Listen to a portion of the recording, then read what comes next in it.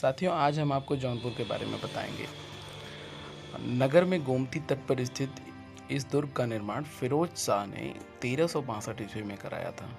इस दुर्ग के भीतर का फाटक 26.5 फीट ऊंचा तथा 16 फीट चौड़ा है।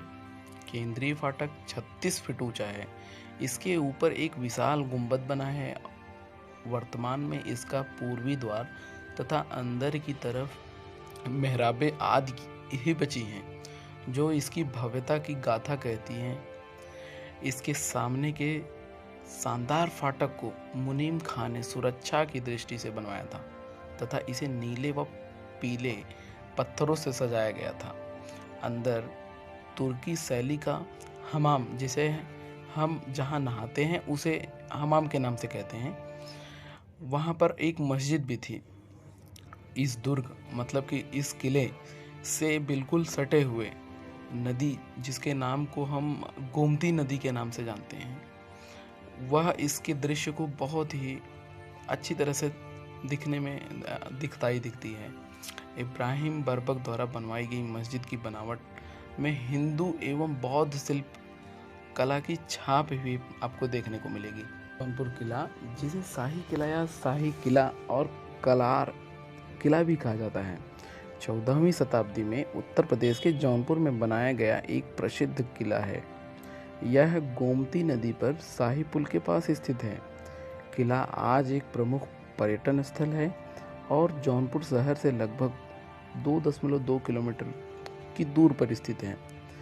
किला जफराबाद से 7.3 किलोमीटर की दूर है और भंडारी रेलवे जंक्शन इससे केवल 3 किलोमीटर दूर है।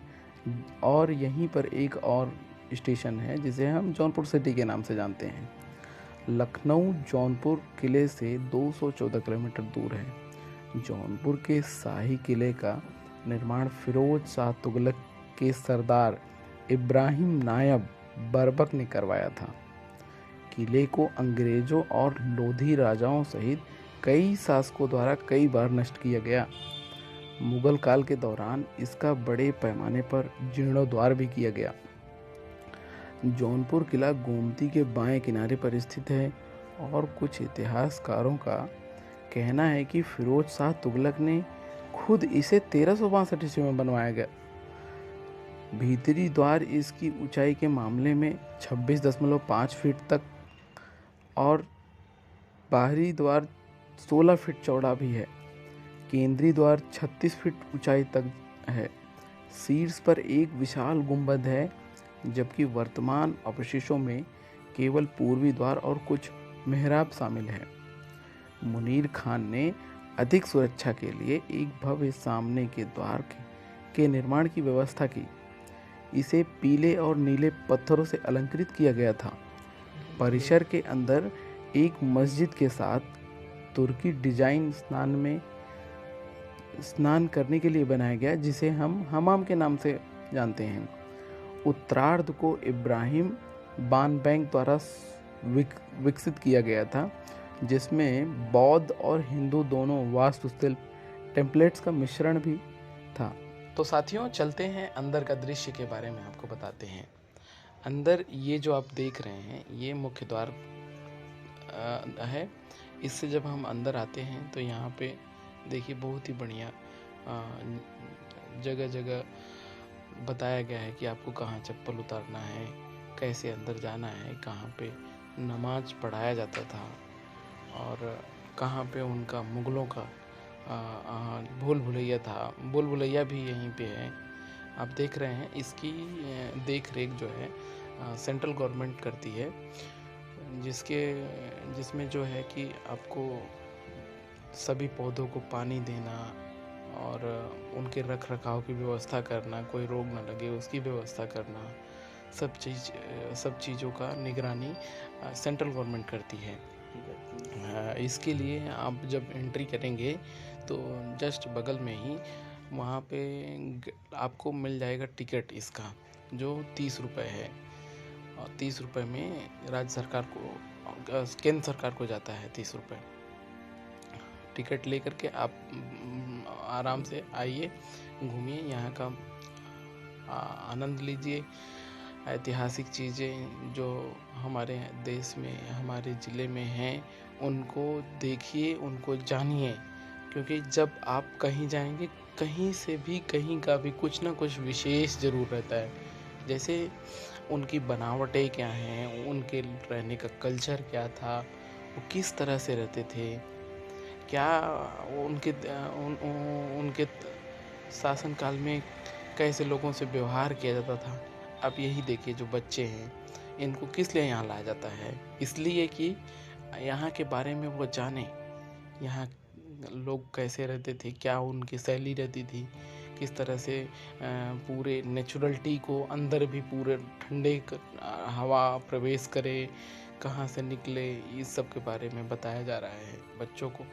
देखिए, छोटे छोटे बच्चे हैं, उनके अध्यापक हैं, वो बता रहे हैं। और ये अंदर जाने का रास्ता था, भूल भुलैया टाइप का रास्ता था, इसमें स्नाना हमाम, जिसे हम हमाम कहते हैं उर्दू में, उसका हिंदी में आज के समय में हम बाथरूम कहते हैं उसे, वही स्नान कहते हैं, स्नान घर।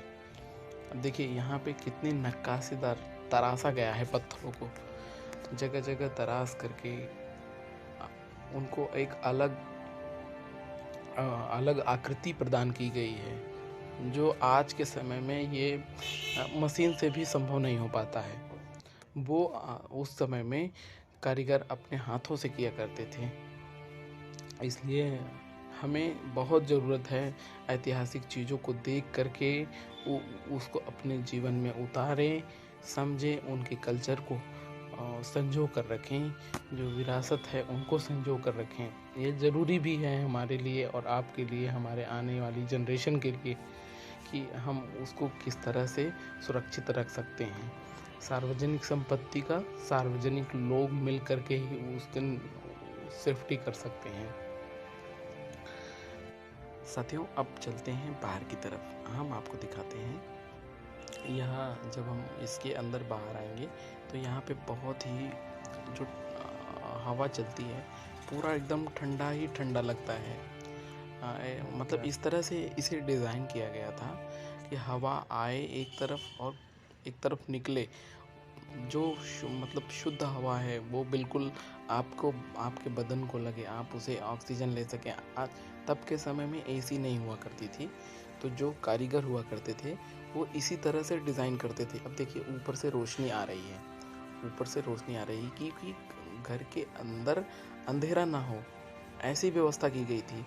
इसके अंदर गर्म पानी की व्यवस्था हुआ करता था, इसमें गर्म पानी आया करता था और वो सीधा नदी से यहाँ आया करता था। उसके लिए सिर्फ 2 आदमी लगते थे, जिसकी व्यवस्था इसी घर में हुआ करती थी, बैल चला करके।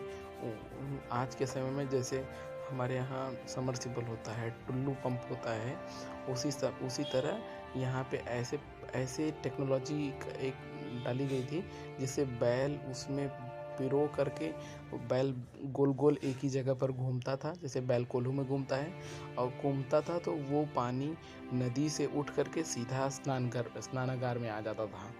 तो इस तरह से व्यवस्था थी। दूसरा, वहीं बगल में ही स्नानागार में बगल में ही यहाँ पे गर्म करने की व्यवस्था थी, जो कॉपर के बर्तन में गर्म करते थे। पानी को नहाने के लिए गर्म पानी की व्यवस्था रहती थी और ठंडे पानी की भी व्यवस्था रहती थी। इस तरह से मुगलों के शासनकाल में इस तरह से उनके लिए ये सब सुविधाएं हुआ करती थी। अब आपको दिखाते हैं बाहर का नज़ारा। अब आप देख सकते हैं, ये पूरा बड़ा मैदान है, जिसमें बहुत ही कभी कभी सांप भी निकल जाते हैं यहाँ पे, क्योंकि सांप को तो कहीं से कोई वो नहीं है आने के लिए बाउंडेशन, वो तो कहीं से भी टपक जाएगा। ये देखिए, कुआं हुआ करता था, कुएं में आज के समय में ये पंपिंग सेट डाल दिया गया है। पहले यहाँ पे डोरी से पानी निकाला जाता था। पानी जो यहाँ पे, अब देखिए, इसमें पानी है नहीं, सूख गया है, लेकिन भाई ऐतिहासिक चीज़ें हैं तो सरकार इसे संजो के रखना चाहती है, इस कल्चर को संजो के रखना चाहती है कि हमारी पीढ़ियाँ इसे देखें, इसे जानें कि ये भी हुआ करता था। देखिए, यहाँ से देखने पे दृश्य कितना अच्छा लग रहा है, बिल्कुल ही अच्छा लग रहा है, क्योंकि आज के समय में जैसे 4 तल्ले की बिल्डिंग होती है, तब के समय में ऐसी व्यवस्थाएं तो नहीं थी, लेकिन हाँ, तब के समय में किला होता था। ये देखिए, ये एक और कुआं है और इसकी सेफ्टी के लिए यहाँ पे ये लोहे की सीट डाल दी गई है ताकि कोई इसमें गिरे ना। और यहाँ से देखिए ये कितना अच्छा लग रहा है, कितना ही अच्छा लग रहा है। आज के समय में जब भारत में जितनी भी ऐतिहासिक विरासतें हैं, वहाँ की सेफ्टी के लिए कि सेंट्रल गवर्नमेंट ने पर्सनली वहाँ पे, जैसे अगर छोटा है तो वहाँ पे तो नॉर्मली प्राइवेट आदमियों को रख दिया गया है, बाकी वहाँ पे सीआरपीएफ के जवानों को लगा दिया गया है वहाँ की सुरक्षा के लिए। और उस सुरक्षा देखिए यहाँ से कितना मनोरम लग रहा है। ये आपको शाही पुल दिख रहा है जिसे शेरशाह तुगलक ने ही बनवाया था अपने ज़माने में। और ये एक पुल ऐसा है जो पूरे भारत में एकमात्र ऐसा पुल था जिस पर मार्केट लगता था। आज भी मार्केट लगता है इस पुल पर।